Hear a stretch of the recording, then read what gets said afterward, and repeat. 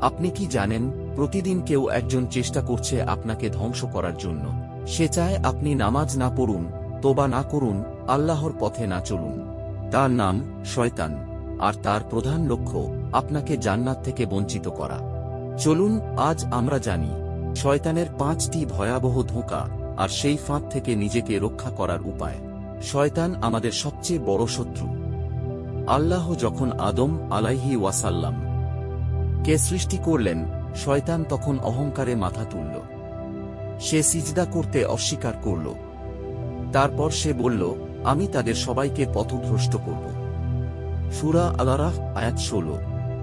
এই প্রতিজ্ঞা আজও সে রাখছে। প্রতিদিন প্রতি মুহূর্তে সে চেষ্টা করছে আপনার ঈমান কেড়ে নিতে। এবার জানব শয়তানের একে একে 5টি ধোঁকা।